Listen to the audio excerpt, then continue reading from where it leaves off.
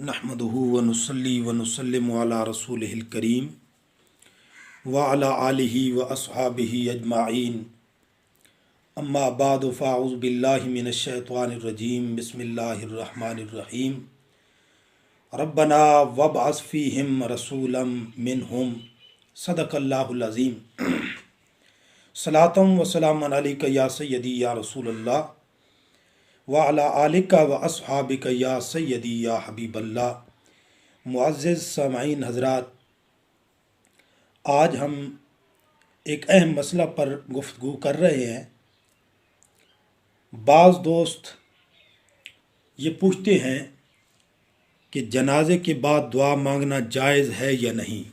तो अल्हम्दुलिल्लाह जनाजे के बाद दुआ मांगना जायज़ है, सवाब का काम है। अल्लाह रब्बुल आलमीन की बारगाह में कबूलियत की उम्मीद बल्कि यकीन रखना चाहिए। बाज़ दोस्त इस पर बिदअत का फ़तवा लगाते हैं, तो ये फ़तवा लगाना नाजायज़ है। बिदअत वो काम है जो कुरान के ख़िलाफ़ हो, जो हदीस के ख़िलाफ़ हो, कुरान के उसूल के ख़िलाफ़ हो या हदीस मुबारका के उसूल के ख़िलाफ़ हो, वो बिदअत होता है। तो जनाजा के बाद दुआ मांगना अगर बिदअत है तो साबित करें कि किस कुरान की आयत के ये मुखालिफ है, किस हदीस में मना किया गया है और दुआ मांगने से मुखालफत लाजिम आ रही है, या कुरान या हदीस के उसूल के मुखालिफ कैसे है। न ये कुरान के मुखालिफ है, न हदीस के मुखालिफ है, न कुरान और हदीस के उसूल के मुखालिफ है। लिहाजा इसे बिदअत कहना ये बहुत बड़ी ज़्यादती है, कुरान के साथ भी, रसूलुल्लाह सल्लल्लाहु अलैहि वसल्लम के फरमान के साथ भी। हज़रत इब्राहीम अलैहिस्सलातु वस्सलाम अल्लाह के महबूब बंदे, उन्होंने अल्लाह ताला का घर तामीर फरमाया और अल्लाह का घर तामीर करने के बाद दुआ मांगी, या अल्लाह मैंने तेरा घर बना दिया है, अब मैं ये दुआ मांगता हूँ कि मौला तेरा वो महबूब नबी आखिरुज़्ज़मान नबी सल्लल्लाहु अलैहि वसल्लम जब भी तशरीफ़ लाए तो मेरी औलाद के अंदर वो तशरीफ़ लाए। तो इब्राहीम अलैहिस्सलाम ने अल्लाह का घर बनाने के बाद दुआ मांगी। कुरान करीम से, इस आयत करीमा से हमें ये उसूल समझ आ रहा है कि कोई भी नेक काम किया जाए और उसके बाद दुआ मांगी जाए तो वो गलत बात नहीं है, बिदअत नहीं है, बल्कि अल्लाह रब्बुल आलमीन की बारगाह में कबूलियत की उम्मीद रखी जाती है। आइए हज़रात मोहतरम, पारा नंबर 2 सूरत अल बकरा आयत नंबर 186, इसके अंदर अल्लाह रब्बुल आलमीन इरशाद फरमाते हैं, व इज़ा सअलका इबादी अन्नी फ़इन्नी करीब उजीबु दावतद दाई इज़ा दान। ए महबूब सल्लल्लाहु अलैहि वसल्लम, ये मेरे बंदे आपसे मेरे मुताल्लिक सवाल करते हैं, इन्हें बताइए इनका रब इनके करीब है। उजीबु दावतद दाई इज़ा दान, जब भी कोई अल्लाह की बारगाह में दुआ मांगे रब उसकी दुआ को कबूल करता है। तो यहाँ इज़ा जो है ना, ये कलमा तामीम है, आम हुक्म है, और कुरान करीम की ये मुतलक आयत है जिसके अंदर अल्लाह रब्बुल आलमीन ये इरशाद फरमा रहे हैं कि ऐ लोगो, तुम मेरी बारगाह में दुआ मांगो, जिस वक़्त भी दुआ मांगो, जब भी दुआ मांगो, अल्लाह करीम तुम्हारी दुआ को कबूल फरमाएगा। तो मोहतरम हज़रात, उसूल ये है, यानी उसूल फ़िक़्ह की किताबों के अंदर ये उसूल मौजूद है कि जहाँ किताबुल्लाह का मुतलक हुक्म आ जाता है, कुरान का मुतलक हुक्म आ जाता है, तो उसको मुक़य्यद कर देना ये किताबुल्लाह के साथ ज़्यादती है। हाँ, मुतलक हुक्म को मुक़य्यद तब किया जाएगा जब किसी दूसरी नस में उसकी कोई कैद मौजूद हो, दूसरी आयत में या हदीस मुतवातिर में उसकी कोई कैद मौजूद हो, फिर वो मुतलक हुक्म मुक़य्यद होता है। वरना अगर किताबुल्लाह के मुतलक हुक्म के मुकाबले में ख़बर वाहिद आ जाए या क़ियास आ जाए तो ख़बर वाहिद और क़ियास को छोड़ दिया जाता है और किताबुल्लाह के मुतलक हुक्म पर अमल किया जाता है। ख़बर वाहिद या क़ियास के साथ किताबुल्लाह के मुतलक हुक्म को मुक़य्यद करना ये किताबुल्लाह के साथ ज़्यादती है। ये उसूल के अंदर ये मौजूद है। तो हम ये पूछते हैं, जो दोस्त कहते हैं कि जनाजा के बाद दुआ मांगना बिदअत है, वो बताएं कि इस आयत करीमा जो अल्लाह का मुतलक हुक्म है, उजीबु दावतद दाई इज़ा दान, इसके मुकाबले में कोई ख़बर मुतवातिर आपके पास है?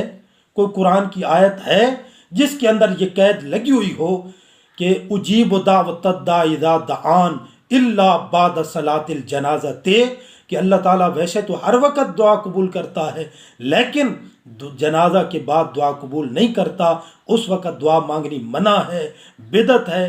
किसी हदीस मुतवातिर या आयत के अंदर ये मौजूद है तो पेश करो। तुम्हारे पास खबर वाहिद भी नहीं है, खबर ज़ईफ़ भी नहीं है, और अपने तरफ से कुरान के मुतलक हुक्म को मुक़य्यद करना चाहते हो, शर्म से काम लो। हज़रात मोहतरम, इस आयत करीमा के शान नुज़ूल को अगर मुलाहिज़ा फ़रमाएँ, तफ़सीर खाज़िन के अंदर मौजूद है कि जिस वक़्त कुरान मुक़द्दस की यह आयत करीमा नाजिल हुई, अल्लाह ताला ने इरशाद फरमाया वक़ाल रब्बुकुम उदऊनी अस्तजिब लकुम। ये पारा नंबर 24 सूरत अल मोमिन आयत नंबर 60 है, जिसके अंदर अल्लाह करीम ने इरशाद फरमाया कि महबूब सल्लल्लाहु अलैहि वसल्लम अपने ग़ुलामों को बता दो वक़ाल रब्बुकुम उदऊनी अस्तजिब लकुम, जब भी तुम मुझसे दुआ मांगोगे मैं तुम्हारी दुआ को कबूल करूँगा। अब सहाबा हुजूर की बारगाह में वफ़द की सूरत में हाजिर हुए, अर्ज़ किया या रसूल अल्लाह, आज अल्लाह ने बड़ा करम फरमाया है, रब फरमाता है तुम दुआ मांगो मैं तुम्हारी दुआ को कबूल करूँगा। या रसूल अल्लाह, हम पूछने आए हैं कि किस वक़्त हम दुआ मांगें तो दुआ कबूल होगी, वो वक़्त बता दे।